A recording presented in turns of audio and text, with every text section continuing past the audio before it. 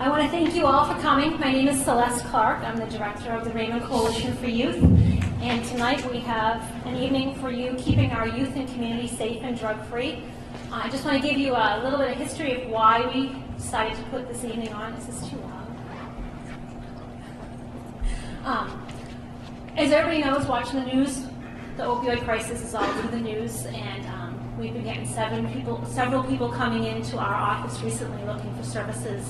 So we thought it would be a good presentation to put on to let the community know where they can go for resources and who's available to help. So we wanted to start the evening with introductions and thank you. Thank you all for coming. I want to give you an idea of who's involved in putting together tonight and go over the agenda. We have a few guests who will be speaking.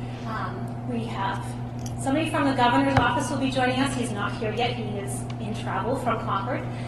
And we're going to listen to a very wonderful young lady, Grace, who's going to share some data with us. And then Devin Rowe from Drug Free NH is going to talk about how you can talk to youth of all ages about prevention. And then the Raymond Police Department is with us to go over some of the laws. And then we have two special guests, parents, who are going to be joining us and telling us a story about their son. Somebody from Jean Shaheen's office, and then somebody else in recovery who's going to be sharing their story. We also have cards if you have questions. At the end, we'll have a Q&A session. So the coalition's been around for 15 years, and right now we have a drug-free community grant that's helping with our funding. And as part of that grant, we need to have these sectors from the community working together with us. It's shown that if you have all of these people working together in the community, you're most likely to have success with what you set out to do.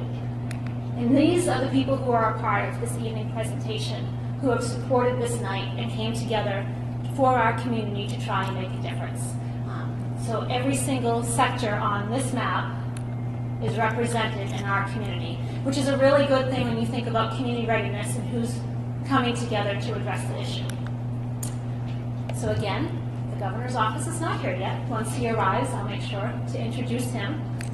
So we'll start with Grace Wilson. Grace is a member of our youth action team at Raymond High School. She's been involved for several years and is graduating, but I don't want to let go of her because she's amazing. And she's going to do the next section for us.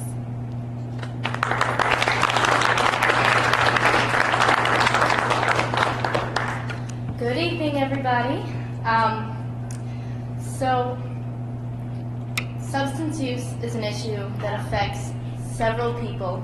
2 out of 3 people know someone personally who is involved in substance misuse, and even if you don't know someone personally, chances are that you know someone who has a family that is struggling with substance misuse.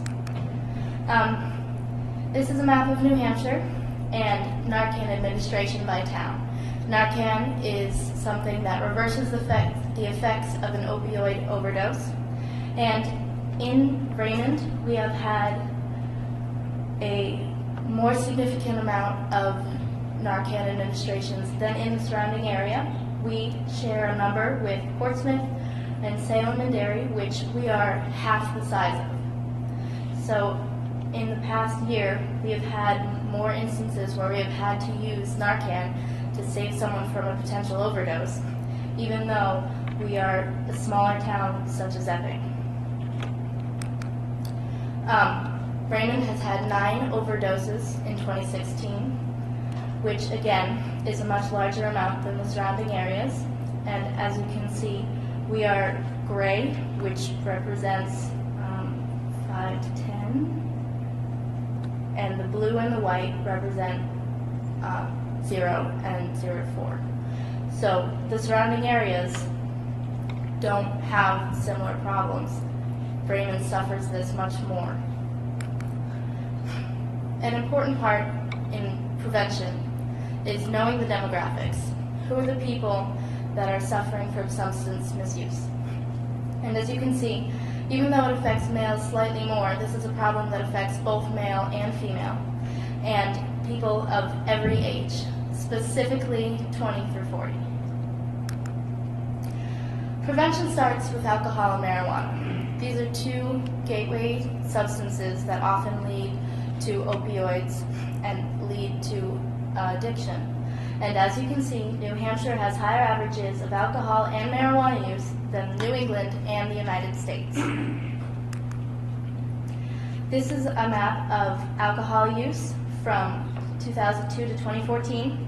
The blue line represents the United States average, and all the gray squiggles in the background represent all of the states.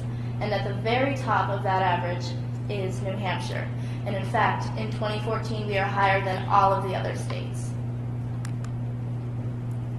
Every 2 years, the Raymond Coalition for Youth issues a YRBS to the schools to analyze and collect data on risky behavior among youth. And in alcohol, marijuana, e-cigarette use, and prescription drug use, the New Hampshire average and the Raymond average is about the same, but as you can see, the heroin use in Raymond is much higher than the New Hampshire use. And 6% may not seem like a lot, but when dealing with a drug that is as dangerous and fatal as heroin, that 6% is a very high number, especially for such a small community. One thing that is essential to prevention is figuring out why are youth using. And these are student-generated responses.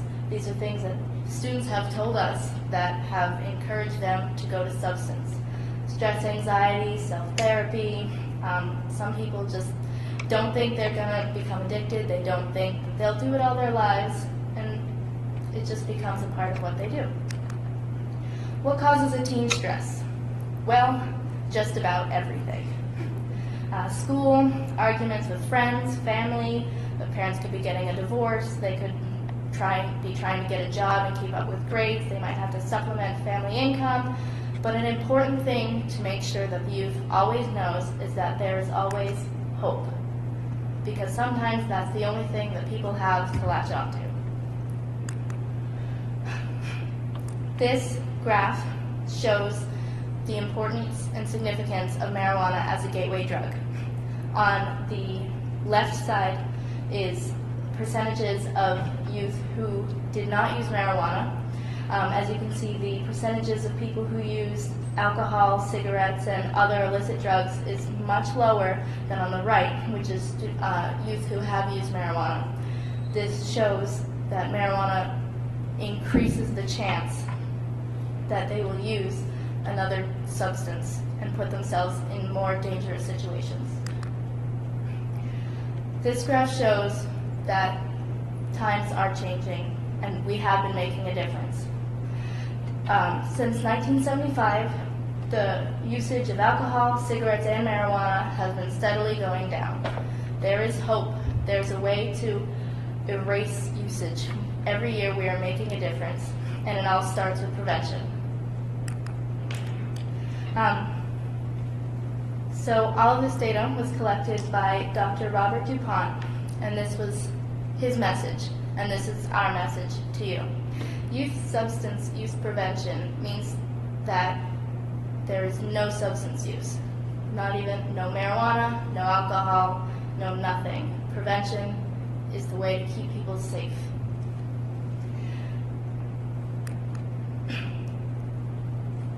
Many youth feel that it's something to do, and as you can see, all the other reasons that they have for starting to use drugs, for starting to use marijuana, for starting to use alcohol, they have stress, they have nothing else to do. It's what their friends do.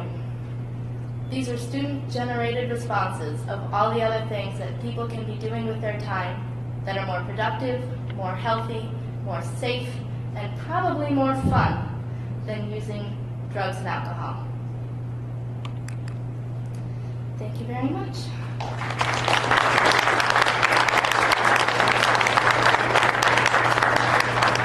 Did you do a great job? Very proud of her. Our next guest is Miss Devin Rowe. Mr. Marty Bolden has arrived from Governor Sununu's office. Would you like to go next, sir? Come on, here. Come on. Marty is a guest with us from Governor Sununu's office, and we're very lucky to have him. Thank you. Thank you very much. So, dear Raymond Coalition for Youth, thank you for all the important and valuable work you're doing to make sure that Raymond is a safe place for youth and families. By standing together as a community, your work will strengthen the protective factors that are necessary as we aim to guard our children against the ill effects of alcohol and other drug misuse. Your efforts here tonight are an example to our friends and neighbors about the value of family and community. As we are all too well aware, the negative impact of alcohol and other drug misuse has taken an impossible toll on our state. No one is immune. Unfortunately, each of us is inextricably connected to an experience of grief.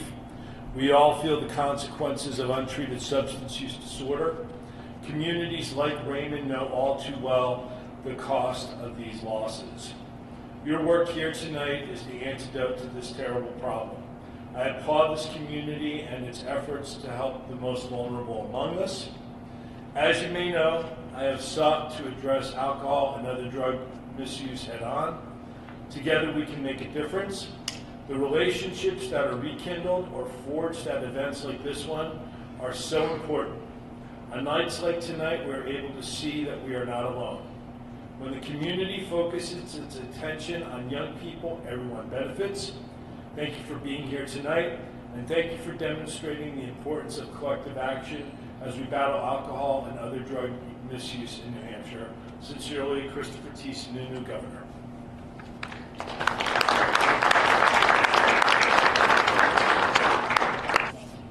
Okay, with that, now I'll introduce Devin Rowe from Drug Free New Hampshire. Devin has been with the state of New Hampshire 2 years. Not even that. She's done so much amazing work.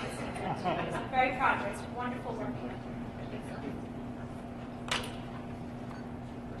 Okay, so when I was asked to come and talk about prevention across the ages, goodness, where would I begin? And first I should start off, I'm with the Partnership for Drug Free New Hampshire, and we are a nonprofit that is statewide that deals with messaging of the problems and solutions of substance use. So obviously prevention is going to be a huge priority of ours, as it is a solution of a lot of the problems we have with substance use. As many of you in the room probably know if you've worked with Celeste. And we have to realize that prevention is not one person's problem. And I really need to preface that before I start talking with our children, because I don't want anyone in this room to assume that that is our solution and that is the one thing that we can do and all of the problems will be gone. Because it's going to take a collective action across all sectors of our communities, businesses doing great policies and being friendly to recovery and treatment. It's going to take a lot of those. But a large piece of that puzzle is supporting youth. And it starts with a conversation, and it's interesting. Doing a lot of research on how to talk to children of all ages, it actually starts at age 0, when your kid is starting to crawl and make decisions on their own and just reassuring that they're making positive decisions. And then it builds up into more heavier and meatier types of conversations. And don't worry, you don't have to remember everything I said, because we just created the New Hampshire Prevention Talk Kit, and it comes with some really great guidelines, and I'm just going to briefly go over them with you. One is just to talk with your kids and maintain good communication, whether it's about their chemistry lab that they had that day or about what they did at recess. In order to have these heavier conversations about substance use, it's vital that we already have those open streams of communication to begin with. To get involved with your child's life. And I want to make sure that it's not just for caregivers. If you're a sibling, you're an aunt, you're just a friend, you can get involved in other children's lives, and you could be that one adult or peer mentor for them. And to make clear rules and enforce them consistently. That's something that is very research-driven when we're talking about preventing substance use, is that if your rules and guidelines are very clear, and in the talk kit we actually come up with scenarios where if there are sticky situations that you can be clear with your rules and consequences, but also supportive in nature, that if something were to happen, you're obviously supporting of your child or niece. I want to make sure that I cover all caregiver aspects when we're discussing this issue. And there's some really other great resources that I have at our table, such as teensafe.org, drugfreenh.org links all of them. You can actually go through and it's like an interactive animation online, and you can go through conversations with your child. So they can talk back to you on there. You can actually use sarcasm, and they'll grade the way that you're discussing the topic, which is really helpful when you might be at a loss or you're hearing of overdoses in your community and you're seeing perhaps some of your children's friends or acquaintances using, especially for those bigger transitions from middle school to high school to college, and even the jumps within high school as well. It's all great opportunities to talk.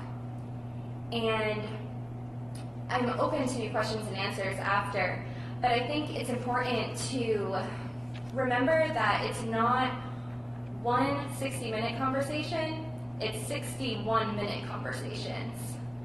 So sitting down and talking your child's ear off for 60 minutes, that's really great that you're having a conversation, but continue it in the car, going to practice, going to dance class, whatever it may be.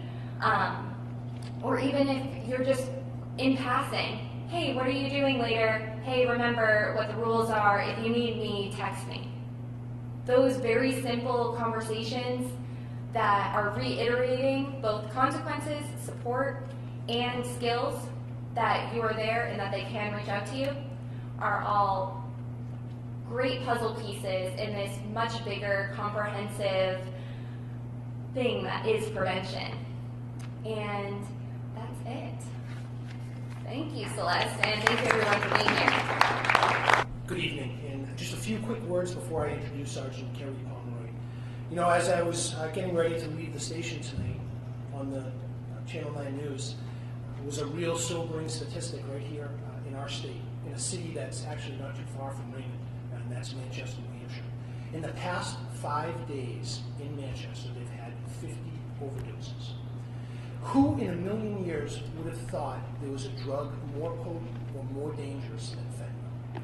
We now have in our state, right in Manchester, probably in Raymond, probably in most communities throughout the state, a new drug called carfentanil, which is just unbelievably deadly. It's scary. You know, we can sum up this battle that we're in against these dangerous drugs with one word, and that word goes across every single discipline involved, and that's support. Support for the folks suffering from addiction, support for the men and women on the front lines in our ambulance crews, in our fire departments, in the police department, support for the schools who are dealing with all of the fallout from this, the families tore apart. It's one word and it spans the entire gamut. And I just wanted to report out in Raymond, we're fortunate to have a great deal of support on every single one of those levels. And locally, these two gentlemen right here in the front row are the two just behind the front lines supporting all of the town services. Craig Wheeler, our town manager, and Selectman Jack Barnes. They make it happen just behind our scenes. I'd like to introduce Sergeant Pomeroy, who is the support for all of the officers on the road. He's the go-to guy on the evening shift when they have a question, when they're dealing with these dangerous drugs. Sergeant.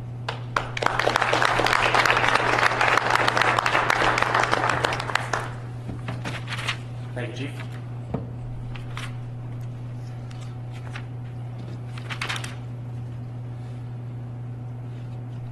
Common street drugs in Raymond. People say Raymond's kind of a sleepy town, nice, quiet suburb of Manchester. We have depressants, we have opioids, we have cocaine, we have hallucinogens, marijuana, prescription drugs. This is all flowing through town. It's something that we combat every day with the use of the drug laws in the state of New Hampshire, from felony arrests to misdemeanor arrests and civil possession. Statistically in Raymond, 2016, We had 9 opioid-related overdose deaths in Raymond. We also had 2 residents overdose in neighboring towns right near us. Over 40 administrations of NARCAN by Raymond Ambulance and Raymond Police. 3 accidents known to be caused by drivers overdosing. We carry an AED, an automatic defibrillator, in every cruiser. We also carry inside of that case 2 administrations of NARCAN. And we use it sometimes weekly, sometimes, a couple times a week. It's quite good to have when we go these overdoses. 2017, we've already had 2 opioid-related deaths and 8 plus NARCAN administrations. Opioids, widely abused. One of the opioids that has made a significant comeback in the past few years is heroin. You didn't see a lot of heroin after the 60s and 70s. Cocaine was the big thing of the 80s. Heroin has come back with a vengeance. Basically, a lot of the prescribed painkillers that all these pain clinics give out are opioid-based substances. You have morphine, oxycodone, OxyContin, methadone, Demerol, Dialute, fentanyl, transdermal, tramadol, they're all opioids. Signs of impairment for opioids: constricted pupils, little pinprick pupils, slow internal clock, they're running like half speed. Track marks, bruises, depressed reflexes on the nod, they're constantly like they're super tired, nodding out, this causes the accidents.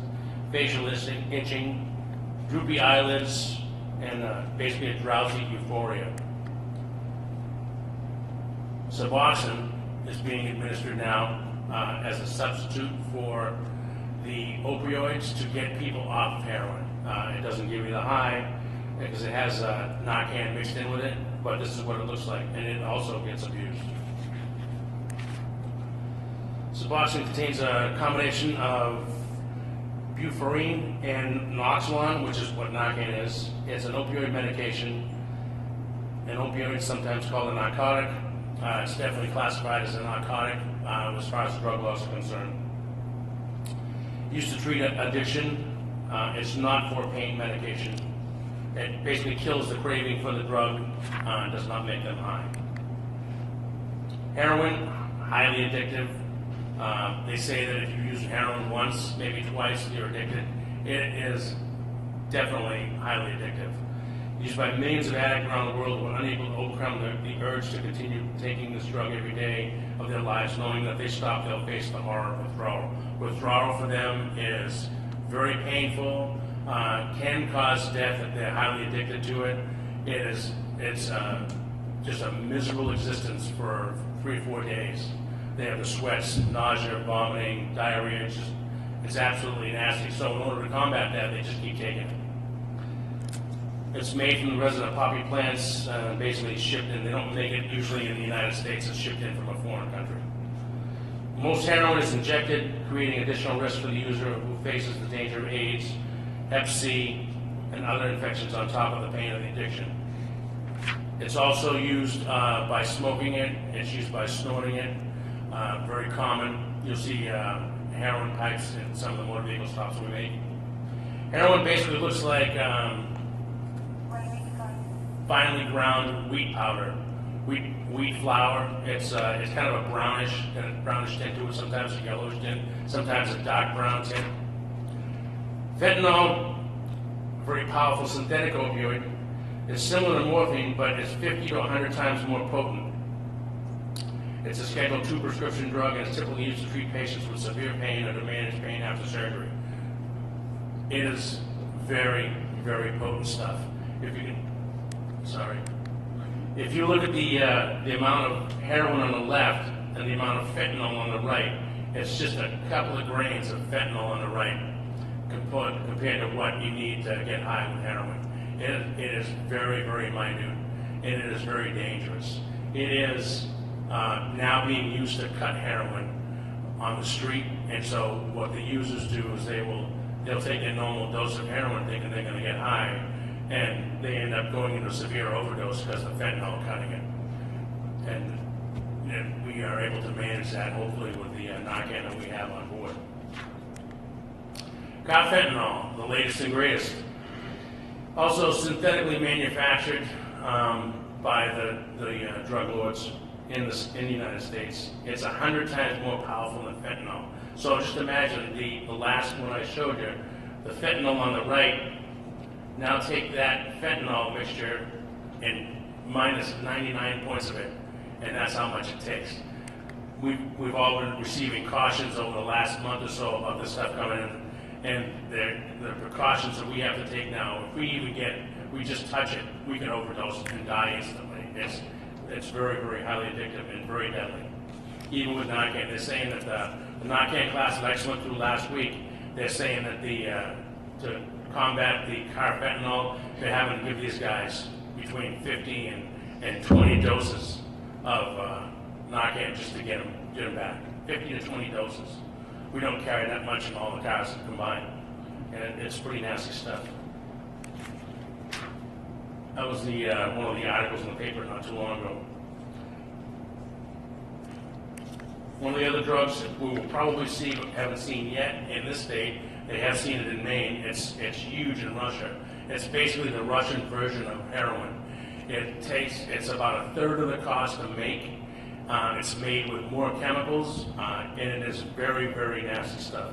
It is highly, highly addictive. It's called crocodile, and people take it because it's cheaper than heroin, and the addiction rate is much higher than heroin, and the high they get out of it is better than heroin. And it's highly, highly addictive. And what happens is they know that this is going to cause them. It's basically a flesh-eating drug, and they know that that's what's going to happen, and they take it anyway because it's that addictive.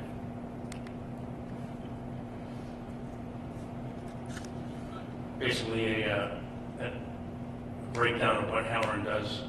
One of the reasons that we're getting overdoses is because people get incarcerated or they go through a treatment program. And what happens, they go through a treatment program, they get off the drug, and when they're normally doing 2, 3, 4 bags a day, when they come back out of the treatment program, they haven't had any for months, and then they go out and they get talked into doing it again, and they go back to doing their normal dose they left off on, and they immediately go into an overdose situation.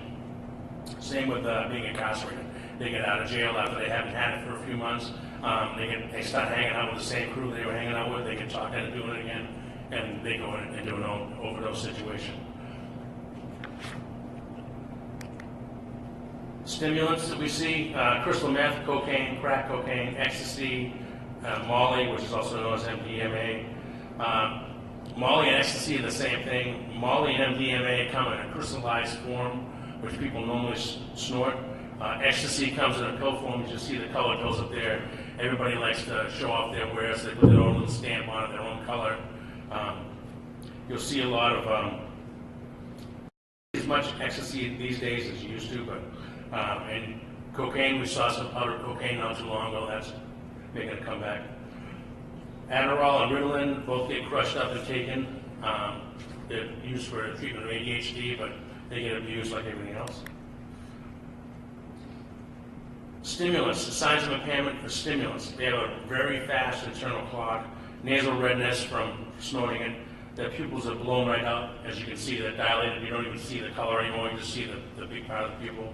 They're euphoric, they're talkative, they're yapping. They can't stop talking. They tremor, they have dry mouth, they have hallucinations if they take too much of it. They're very excited, they get agitated very easily. They're very difficult to deal with people that are on methamphetamines. It's very dangerous for us. If we have somebody that's like that, we will always call down another unit, and they grind their teeth quite a bit. Hallucinogens, LSD, got some of that last year. The drug commonly associated with hallucinogens is lysergic acid diethylamide, LSD, but we also see psilocybin mushrooms, peyote buttons, which is basically a cactus. The far right is what LSD comes on. It looks, they're again mark their wares. They put little stamps, cute little stamps on them. They get it, nice and user friendly. You may see it as plain white paper though. It's usually kept in tin foil when they have it, it's a very small piece. It's the size of the piece of that paper right there is probably not more than a quarter of an inch to a half an inch in square. It doesn't take much. Hallucinogenics, signs of impairment. Internal clock can be either way, or they can't tell you what's going on. They have a dazed appearance, they hallucinate, they're perspiring, they have nausea, particularly with the mushrooms. They're disorientated, they have a difficult time speaking, and they have a lot of memory loss. NARCAN, basically, it comes a couple of ways. It comes, we can inject it with a syringe, but we use what they call a nasal spray. It basically, you block one side of the nose, and you spray half of it on one side, half on the other side, and it takes effect. It takes a little bit more time to take effect. The reason that we use this is because as we get a simple training on it, we can use it without having to inject it. The only people that can inject it are the paramedics, and they're usually a little bit further out as far as they have to call them in. So we're usually on the road, so we can get on scene quite rapidly. There's always a couple of cars on the road in the town of Raymond, and so our response time is very rapid compared to the response time when they have to tone, firefighters and ambulance members out from a dead sleep at 3 o'clock in the morning. So we're able to help these people quite rapidly. What we have working in our favor now also is the Good Samaritan Law. The Good Samaritan Law was enacted a few years back because everybody had this stigmatism as, well, when I call the cops because my friend's overdosed, they're going to arrest everybody in the house. Well, that's not the case anymore. Basically, the Good Samaritan Law protects everybody in that house for the most part. We've talked with the county attorney, we've talked to other people, we've talked to our own prosecutor. Basically, we're trying to help people. We're trying to prevent death in the town of Raymond and statewide. So if we go there and arrest people, it's gonna basically work against us. So the Good Samaritan Law says if we go there and there's stuff there, we obviously are going to take it, but we're not going to lock anybody up for it. We're going to try to get them the help that they need, and that's what we're working at. And we're working with Raymond Coalition and the school resource officer to get this message out to everybody. Felony drug arrests in 2017, 2 for methamphetamine, 1 for oxycodone, 18 for heroin, 1 for marijuana, 1 for Ativan, 1 for crack, and 1 for Suboxone. That's just this year. This year alone. It's not the sleepy town that people think it is. And basically, if anybody needs help, they can come see us or respond. So let's ask questions afterwards, or? Yes, if that's okay. Yes. You gonna stick around? Yes, I will be here. If you have a question about anything, feel free to come up to me and fire away. Thanks for your time. Thanks for coming.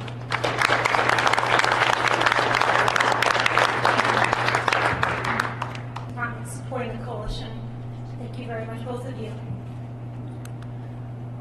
Our next guests are 2 parents, Jean and Jim Mosier. They're going to share a story with us. Thank you. So I'll start off, and then Jim will talk about an initiative that we have started. So what everybody has said so far is amazing. Our story is not so amazing. Our son died September 2015 from a fatal overdose of fentanyl. We had no idea that our son was doing drugs. He was 27, moved out of the house like most young men do at that age. He had a college education in actuarial science, which coincidentally, you forecast risk. That's the science of forecasting risk for insurance companies. He was a brilliant kid. He was a great athlete. We had no idea that he had what his friends told us later was a prescription pill hobby. We had no idea. We knew he liked to drink. We knew he smoked some pot. When he was in high school, we caught him plenty of times. We had plenty of conversations about drinking and doing drugs and safe behavior.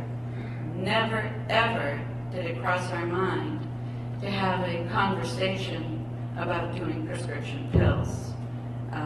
Number one, we never took pills, and I had no idea what a narcotic or an opioid was. I didn't understand why someone would take something like that.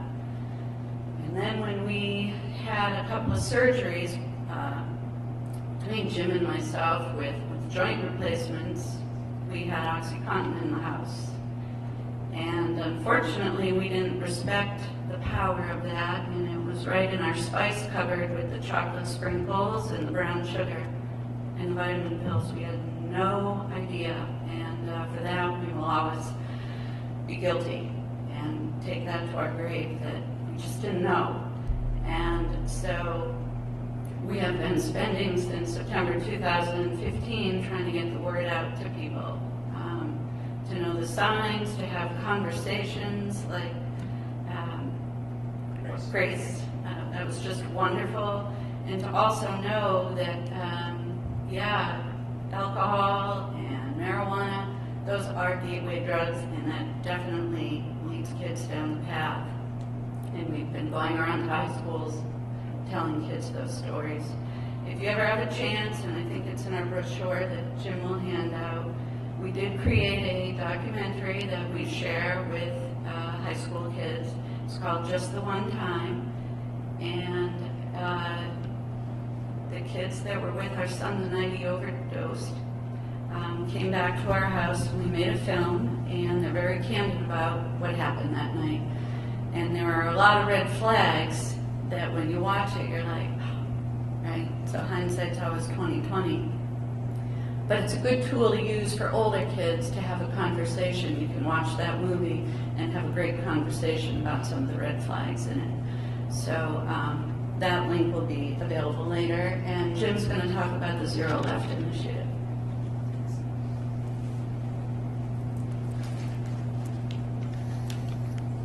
Right. It's, I was listening to Grace and Devin and wish we had absorbed something like that ourselves, right? Because, as Gene said, we never had that conversation at all. And do we know that Adam would be alive if we had had that conversation? No, we don't. But would we have had a better chance of him being alive had we had that conversation? Absolutely. All right? So let's start there. That's we beg. And I honestly, I feel like you were diligent enough to come here. Most of you know this already, but it's all a matter of continuing to spread the message, So when Adam died, I had previously scheduled knee surgery, elective surgery, and went ahead with that surgery a couple weeks after he died, because I thought it would give me plenty of time to heal physically and emotionally. I didn't have to go back to work for a little bit. So the good news was I had plenty of time to think. The bad news was I had plenty of time to think. And, maybe, so that's where, hang on.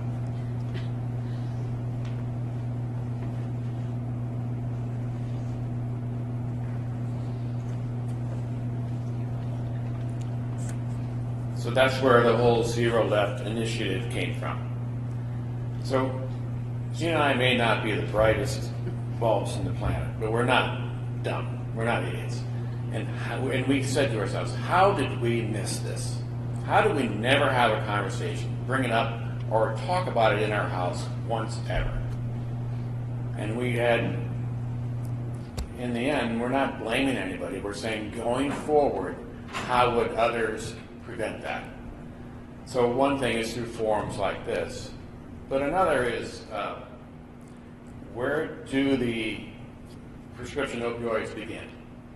In healthcare. And so I've enlisted I work in a hospital. Opioids are a necessary part of healthcare. rather than take a position that they're going to go away. That's not realistic. We need them. Some people use them every day. They're a part of acute care recovery, essential. But so I'm a scrub tech, a surgical tech in the operating room, and I work with some surgeons, this far away for 8 hours at a time. And you develop relationships. And thankfully, we had some surgeons say, Jim, how can we help? What can we do? And through all of that, working together, we kind of developed this program called Zero Left. And it basically says that when you are prescribed the product, the state has initiated some wonderful disclosure mandatory laws that now when you're given an opioid, and this is of January 1st, 2017, just happened, that you have to sign a piece of paper that says using this drug may cause addiction. Using this drug can cause you to stop breathing. When you use this, lock it in a medicine cabinet. Lock it. And return it when you're done to a take-back location. And that, in a sense, is what this is. So initially, I had a bigger one that I used to deliver this message to healthcare, the hospital, or I work at Exeter Hospital. Right? So I went to there. But then I thought, well, patients should have one. So through some advocacy there from a few key surgeons, we've started this initiative there. And these are in the lobby, these are in the waiting rooms, and there's a smaller version that goes in the room that you wait for the doctor to come into. And then when this is given to you, it's given to you with this wrapped around it. And then these are also handed out. But what it does is it's all about the education when you absorb the product. And so that you know all these potential things, right? Opioids being a necessary part of healthcare. And then it implores you to safely store the product when it's in your home. And it implores you to get rid of the product, take the product as little as you can, and get rid of it as soon as you can, to actually bring a close to the prescription cycle. It's not an opioid, or not an open-ended situation where you say, I'll leave some there in case. Draw the line, begging people to draw the line and get rid of it. And the ways you get rid of it is, thankfully, Celeste, where was the drug take back in Raymond? Walgreens, and you had a great turnout there. So I don't know how that compares to, but collectively for the state, this state, in 2016, I think they got rid of 12,700 pounds collectively, and in one day, last Saturday, we got rid of nearly 15,000 pounds. That 12,000-something hundred pounds, yeah. Jim, I just point out, we also have a take-back box in the lobby of the police station that's there 365 days a year, 24 hours a day, and drop anything off your wall. That's great.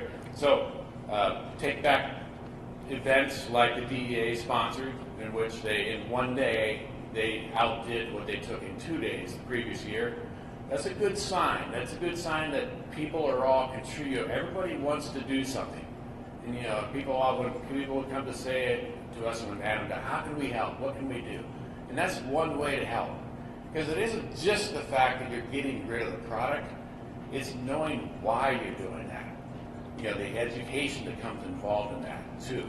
So that education will carry forward through to either your children or your grandchildren or your friends, your neighbors, anybody. So there's that take back days. There's the take back every day here in this town, and I think there's nearly 80 police stations that take it back every day of the year across the state. And what we implore in this is, and I think those things are great, but some people, not everybody's real comfortable going into a police station. So we see that as perhaps a limitation. So they're beginning to take back canisters. It's like a mailbox, and it's bolted to the wall, and it's under 24-hour surveillance from the camera, and it's bolted to the floor. It's very, very secure in the hospital. So when you go to your next prescription or your next appointment, you can return what you use. Just dump it in the mailbox, and when that gets full, there's a system of the way to get rid of it. And the final approach is these things. This is what's called a deactivation bag, and this is actually what Exeter Hospital is using in force now. In that when you go in for you have your surgery and you go through the disclosure and you're educated and etc. and you use as few pills as you can, and some people are more stoic than others, and some use them all, some need more. A lot of people, like myself, when I had my knee replaced, I used a third of what I got. So I have 100 pills here. Now what do I do with these? You know, so this, so what they do is when you come in for the follow-up visit to the hospital, they say, how many pills did you use? Do you have some left? You know, and if you do, they send you home with one of these. And this is a bag that you just tear the top off of. It's got you add water, put your pills into it, shake it up. It's a deactivated charcoal in here, and you can toss this in your trash.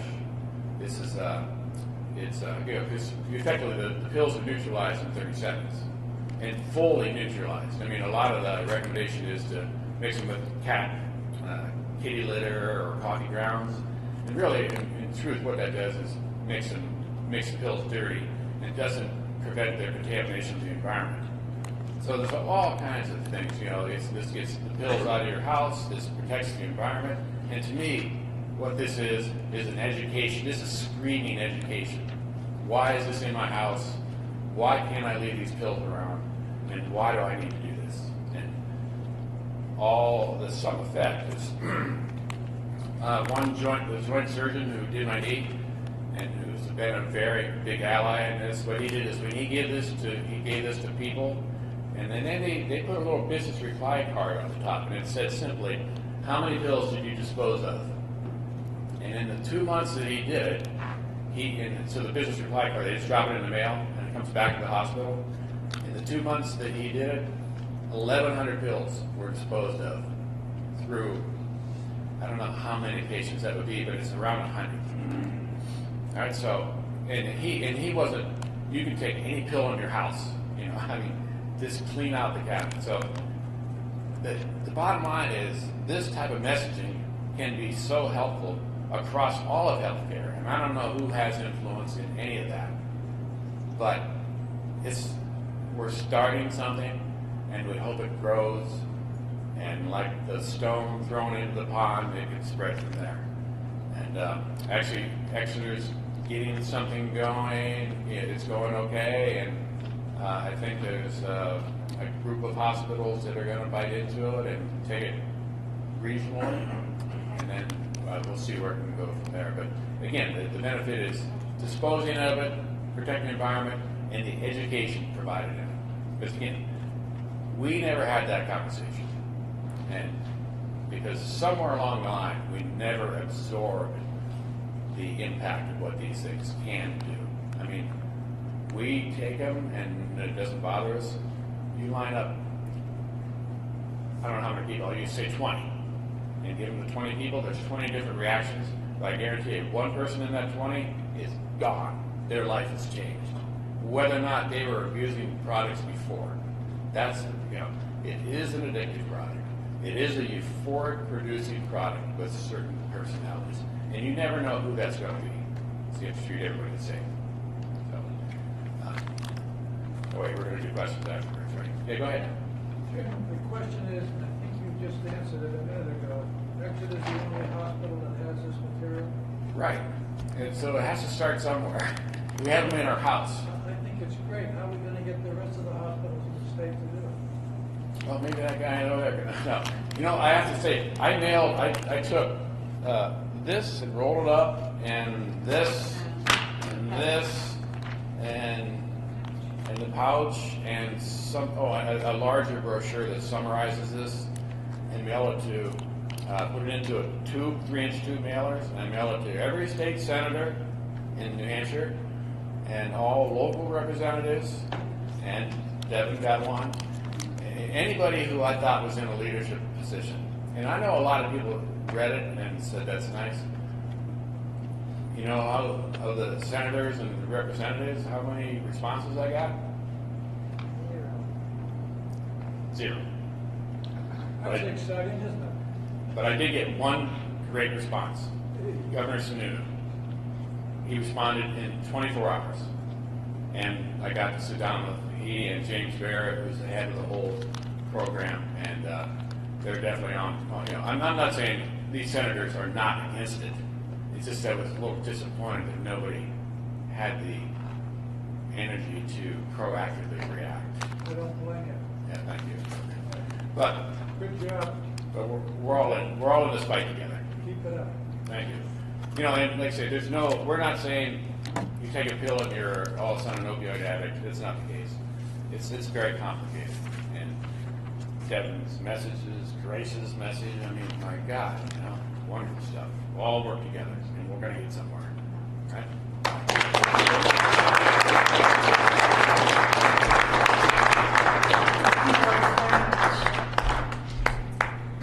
Okay, next, we have Senator Shaheen's office representative today, Chris Scott, is with us. Thank you very much. Thank you, Celeste. The Senator sent along a letter that she asked me to have read here this evening, so I'll do that. But before I do that, I'm going to go a little off track for just a second, just because I know how much the drug-free community grants mean here in the city, or to the town of Raymond. And as some of you may know, there's a pretty large spending bill that has yesterday passed the House of Representatives in Washington, today passed the Senate, now it's gone to the President's desk for signature. And just so you're aware, and so this is the FY17 budget, and within that it provides an increase of 700, so this is an increase from last year, an increase of $735.5 million in prevention, treatment, and recovery resources. And looking through the abstract to that yesterday, which was pretty in-depth, I mean, it funds the entire federal government, but I looked at one section, the appropriations section for the Office of National Drug Control Policy. A lot of times we'll look at the SAMHSA sections or Department of Justice sections to see, but I know that Office of National Drug Control Policy that does a lot in this space. And what I found in there was this, is that for the drug-free communities, the agreement, this bill provides $97 million, which is a $2 million increase above last year's enacted level. It also provides a new appropriation of $3 million for community-based coalition enhancement grants authorized by the recently enacted CARA bill, which is the Comprehensive Addiction and Recovery Act. Now, these new enhancement grants will allow current and former drug-free community grantees to apply for supplemental funding for up to $75,000 for up to 4 years. So that was the piece that was missing that we certainly heard about. Because a lot of communities like Raymond have taken advantage of that, and then what happens is when that grant runs out, unless you've got a sustaining model, you may have some problems. But if you'll indulge me here, the letter from the Senator says, "Dear students and friends, please accept my best wishes as you gather for tonight's Raymond Coalition for Youth Community Forum. I appreciate the hard work that goes into convening this important forum, which aims to connect residents to resources that prevent and treat substance misuse in Raymond and across New Hampshire. As we know all too well, here in New Hampshire, the epidemic of substance misuse is taking a terrible toll. It's not only the thousands of individual lives that have been destroyed, entire communities are being devastated as well. As your United States Senator, I'm doing everything I can to mobilize more resources at the federal level to combat this epidemic. And what gives me great hope and even optimism is the fact that in community after community all across the Granite State, people are coming together to fight back. They are coming up with creative local solutions. I especially admire what the people of this community here in Raymond are accomplishing through the Raymond Coalition for Youth. Your emphasis on engaging young people empowers them to take charge of their destiny, to speak up, and to take an active role in steering their peers away from danger. A critical tool in our effort to overcome this epidemic is stopping drug use and addiction from taking hold in the first place. That's why your work in prevention is so important. We must give area residents, particularly young adults, the information and resources they need to make the right decisions about their health. Your prevention efforts will help to shape a safe and healthy environment where our youth can grow to become upstanding members of society. I wish you all the best as you continue your important work. Sincerely, Gene Shaheen, United States Senator.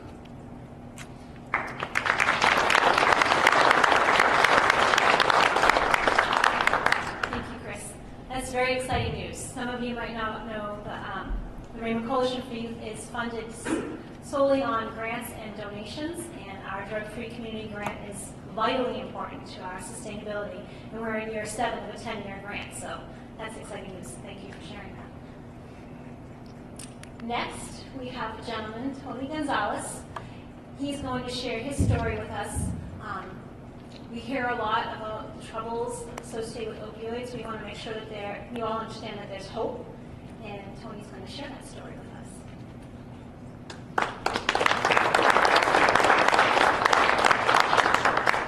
How's everybody doing tonight?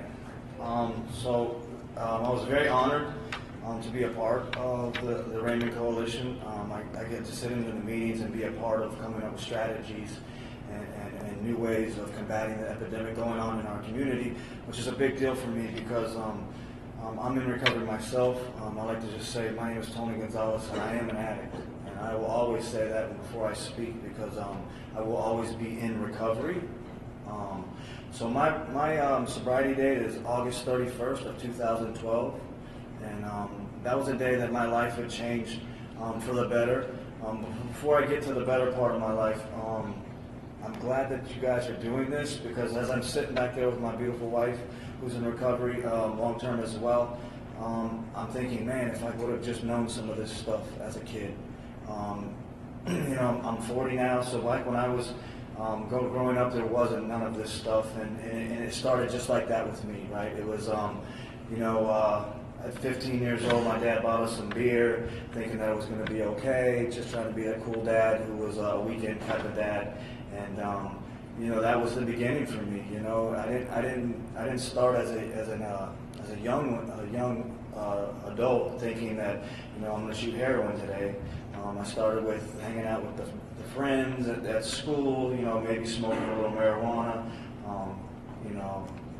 Drinking some beers, and really early on, I can remember the pain medicine, right? So I can remember having a surgery at 15 years old and having my appendix taken out, and that pain medicine. And the gentleman was talking about this earlier, like out of 20 people, if you put 20 people up here, one of them's going to get away with an addiction at the pain medicine. I was that one person. I can remember sitting in the hospital and they gave me a button to push, right? And I can remember pushing the button as many times as I could push it, falling asleep, waking up and pushing it again as fast as I could push it because I wanted that feeling. And for me, I chased that for the next 20 plus years.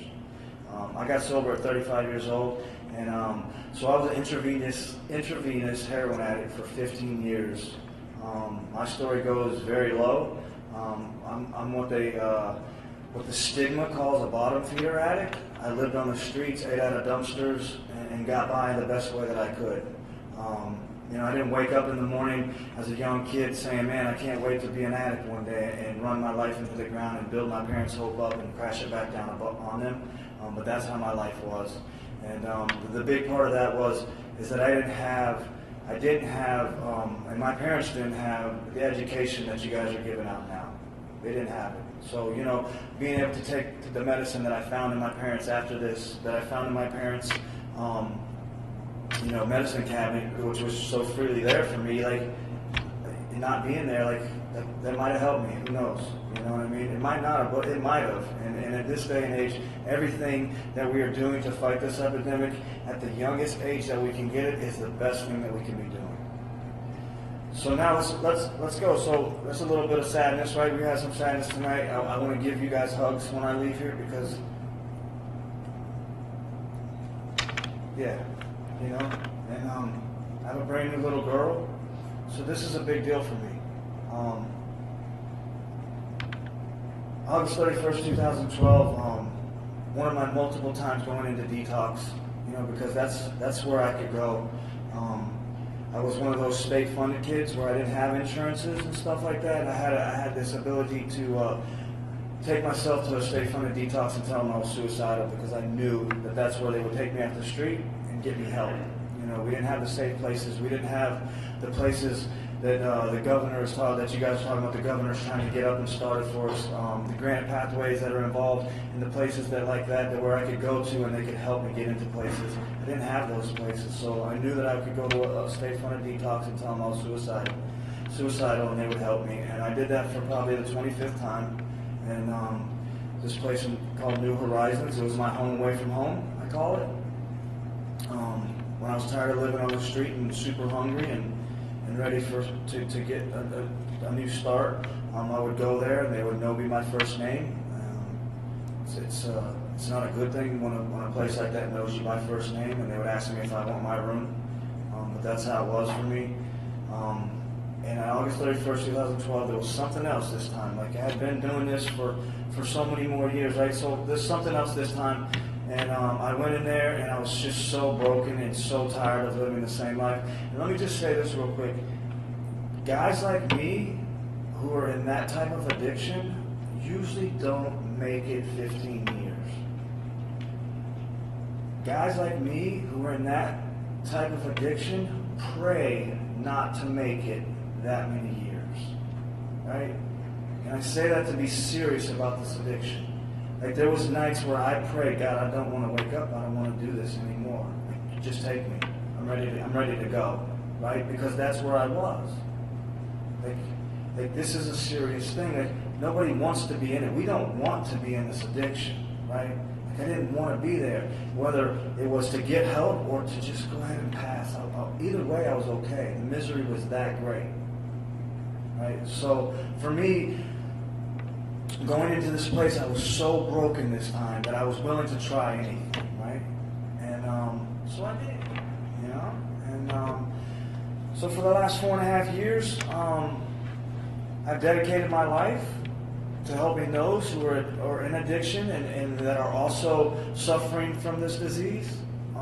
I have made it my life's goal to continue to be there when the next person needs me, no matter what time of night it is or what time of day it is. My wife will tell you that I will answer my phone at 2 and 3 in the morning, and she will be like, really? And I'm like, sorry, yes. Because for me to be living today is really a gift. It's really a gift. It's a gift that I get this chance to stand up here in front of you guys and spread a little hope. Because a lot of times we don't hear the good stuff, right? We don't hear the success stories. We hear about the 144 overdoses, you know, every year that are happening, or every day in the United States. 144 overdoses daily. Right? We don't hear about the success stories. We don't hear about the people who are living on the street, eating out of dumpsters, shooting heroin, and now they have a beautiful home in Florida, and a beautiful wife, and a 1-year-old little daughter, and one on the way, and a career, and like good credit. It's a big deal for me, right? It's a big deal for me. And like living the American dream. We don't hear about that. But it all starts with what Celeste and the rest of the coalition are doing with like getting the message out there, allowing you and the children and the youth to know that there's help and there's ways around it, and that this is no joke, right? So yeah, I have a pretty good life today, right? But the best part of my life today is being able to do this, right? It's being able to share my experience, strength, and hope with someone else. Because I'm a big part of, I was talking with Alcoholics Anonymous and Narcotics Anonymous, because that saved my life. It saved my life, right? And so I'm a big advocate of that and being a part of that. And, you know, if nothing, if I can give you guys nothing, and you can take nothing else from me tonight as I'm standing up here. Just know that I like to say this, and I hear it all the time. And so this young lady asked this guy. She's like, "So what's the strongest drug you ever did?" And a guy like me, who was the bottom feeder, you know, I had to think about that for a while because I've done talk to the police officer, cover your ears. I've done pretty much every one there is to do. And today, being where I'm at today, when someone asks me, what's the strongest drug you've ever done? My answer is hope. My answer is hope. Because all the other drugs I put away, the hope is what got me through them. Thanks for letting me share.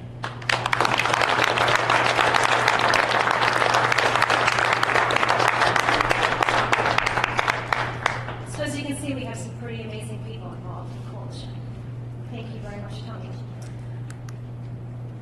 So tonight's also about providing resources. I want to make sure we thank all of our table guests who are in the room, and everybody goes around and gets information from them. They're all connected to the coalition, and we're very lucky to have them. They're here to provide information. And I also wanted to share this message. We have a lot of connections, not just in our community and our state, but across the United States. In Partnership for Drug-Free Kids sent this out recently. Something pretty simple, seems simple, but for anybody who has somebody in their family who's struggling, make sure that you know the power of sharing a story, and Tony sharing his story, and Jim and Jean sharing their story. Other people, like Gracie told us in the beginning, 2 out of 3 people are connected to something like this, and you gain hope and strength by talking to others.